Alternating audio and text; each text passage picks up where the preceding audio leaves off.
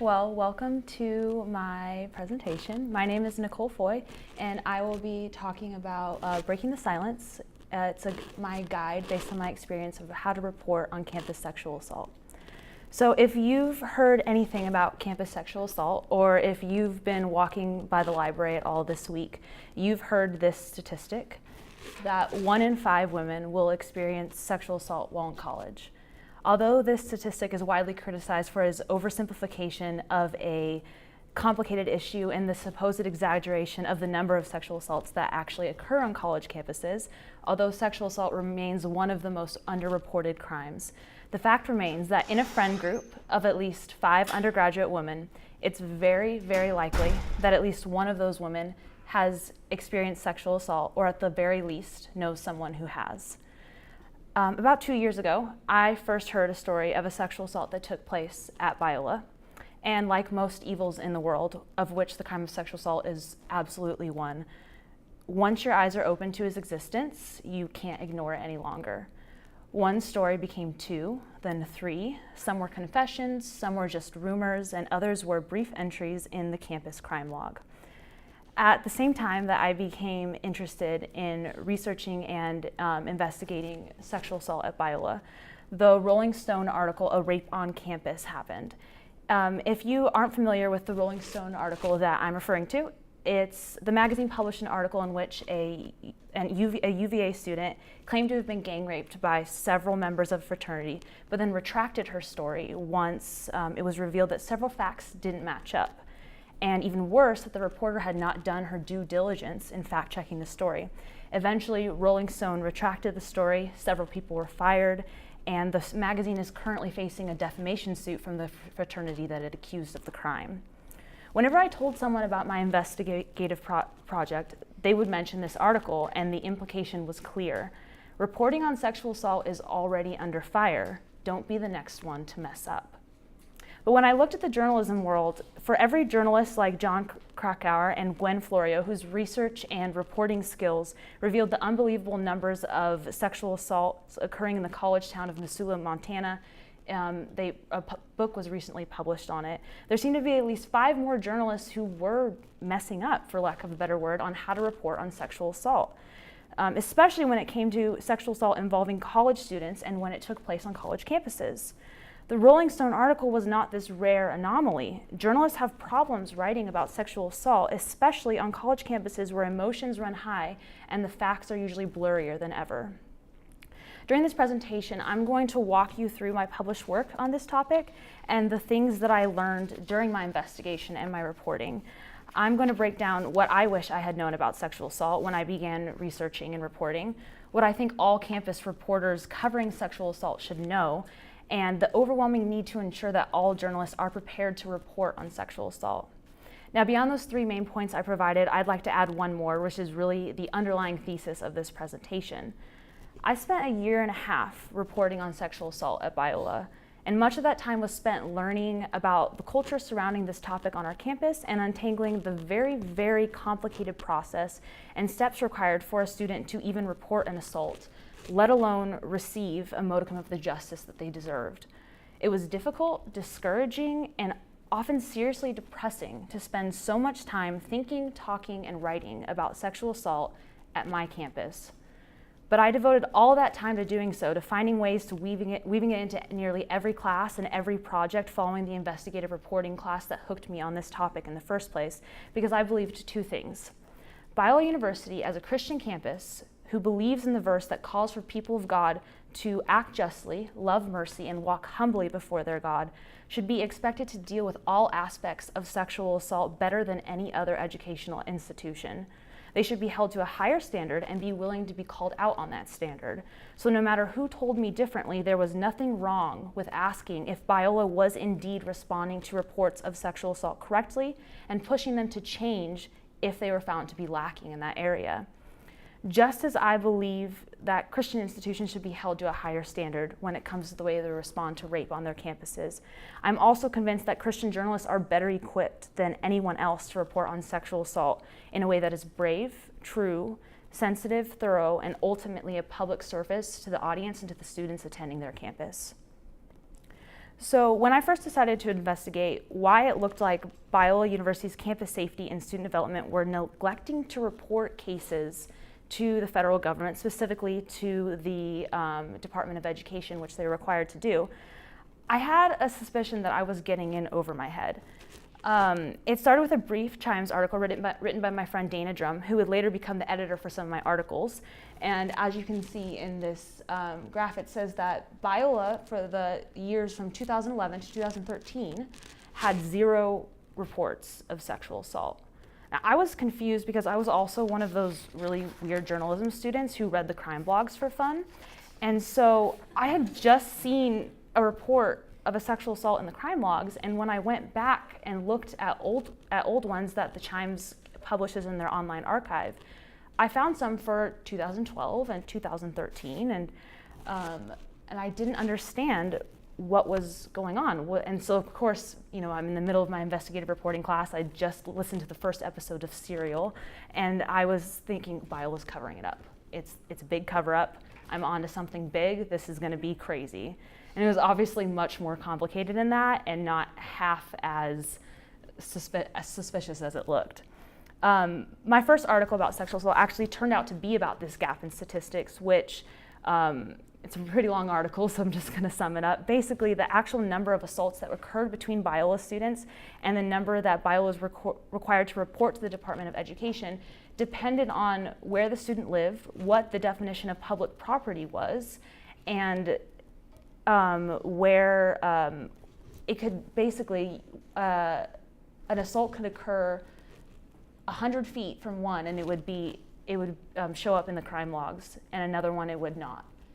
And basically, if an assault occurred at a house owned by 7 Biola girls on Biola Avenue, and it was between 2 Biola students, it would not be reported because it would not be reported federally to the Department of Education, recorded for all future awareness and for parents sending their students to the school and students being aware of what was going on in their community. But if it occurred at Biola's New York campus during a study abroad, then it would be. So there was just a little bit of a gap in between what students were aware of about what was going on in their campus.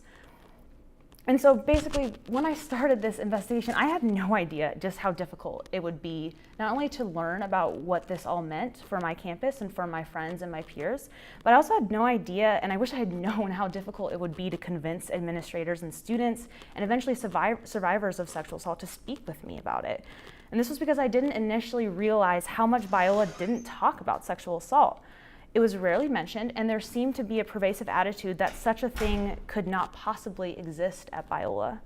Now, this may seem a little bit unbelievable because we're coming off a really great year of awareness, where last semester we had several student groups organize an event, a week-long event called It Happens Here, where they had demonstrations in the center of campus, they had speakers, and also just this yesterday, we finished up Sexual Violence Prevention Week, where Biola partnered with several student groups to talk about, to say it's on us, and say it's on us to stand up against sexual assault, and it's also on us to believe that it does happen here, and we have a role in making sure it doesn't happen any longer. But at the time that I first began reporting, the last time that Biola had hosted any type of awareness event was in the 2011 to 2012 school year. A whole class of students had gone through nearly 4 years without ever hearing anything officially from their campus about the fact that sexual assault happened on our campus, it happened in the community, and that there were ways to prevent it and there were ways to report it if you wanted to. So I had a long waiting period where I was trying to convince people to talk to me. I didn't really know how to get them to talk to me, and I didn't really have any kind of legal option, since Biola is a private university and is not required to submit to some of the Freedom of Information Acts that public universities are. But as I had all this time, I spent a lot of time reviewing every single piece of information that I could get my hands on about Biola's Title IX policy, about campus crime data and studies, and even just how do I report on sexual assault? How do I talk to victims? How do I make sure that I'm not making the same mistakes that other student journalists have in the past and other professional journalists have in the past? So because I'm convinced that it was little but the grace of God that prevented me from making any horrible reporting mistakes, I would like to add a few tips, I guess, from what I've learned. First is watch the statistics. They rarely add up, and sometimes that can be a story in itself. And but also watch those statistics, because every reporter has one that they like to use to make an impact or make a point. I did that at the beginning of this presentation.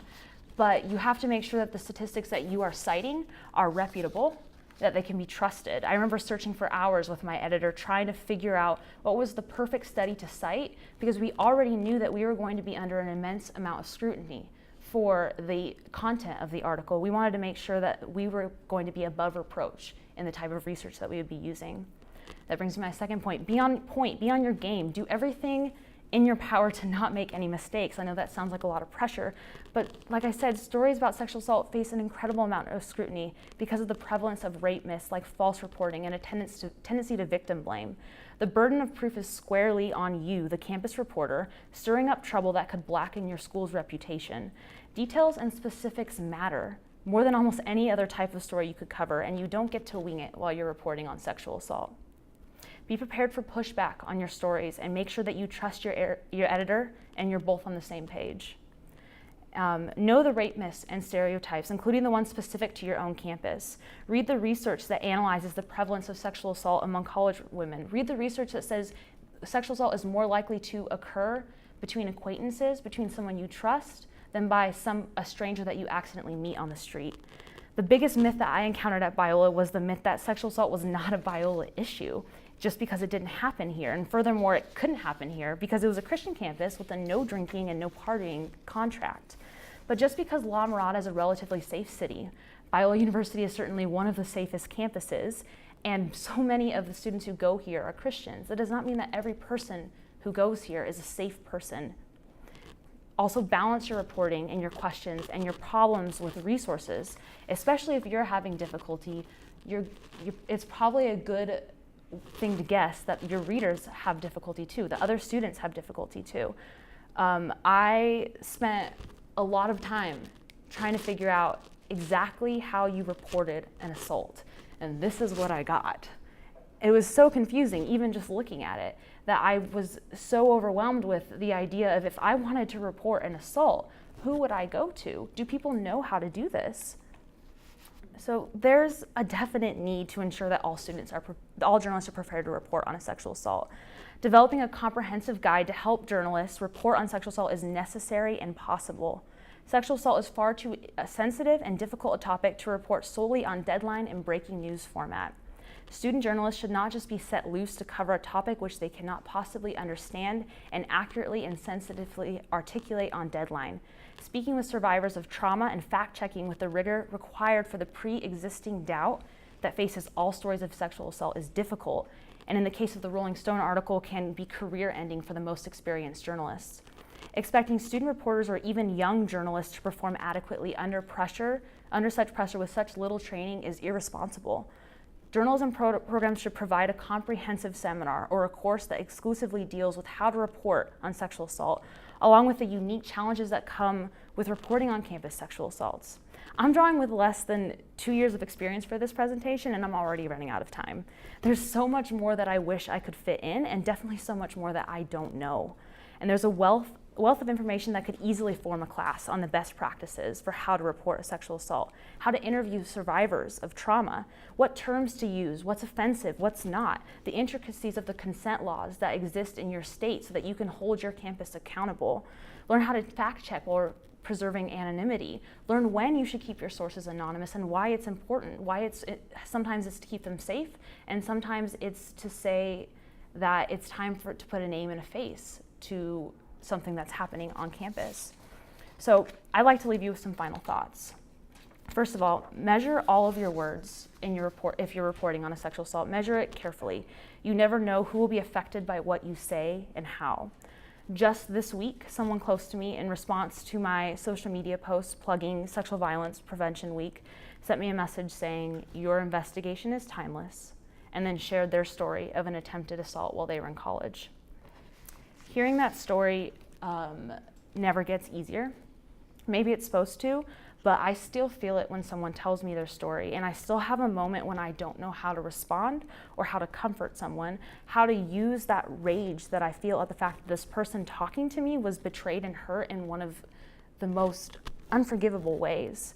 And at every point in investigation of a sexual assault, whether it's speaking to survivors, learning the names of people who allegedly committed an assault and are still on this campus, or even just reading the statistics, there's always a moment when you realize that I can't carry this. It's too heavy. I know too much. I feel too much. On the one hand, I'm worried about my journalistic objectivity, that it's gone. Have I become more of an activist than a reporter? Is there something wrong with that? If I'm truly pursuing investigative journalism as a way to glorify God and bring light and hope to dark places and oppressed people, then I'm not sure it's possible to be objective at all. But then, on the other hand, I'll ask myself, why didn't you cry when you just heard that story? Why didn't you feel anything? And then I'll be worried that if I keep doing this, if I keep reporting on these stories, that I'll just become heartless and cold and not feel anything at all. But that is the main reason why, just as I'm convinced that Christian universities like Biola are better equipped to respond to and eradicate sexual assault on their campuses than any other institution, I believe that Christian journalists are uniquely equipped to report on tragedies and injustices like sexual assault. The fact remains that I can't carry those stories. I can't carry the responsibility of telling them, the restless urgency that drives the telling, and the deep empathy that I have to soften my understanding.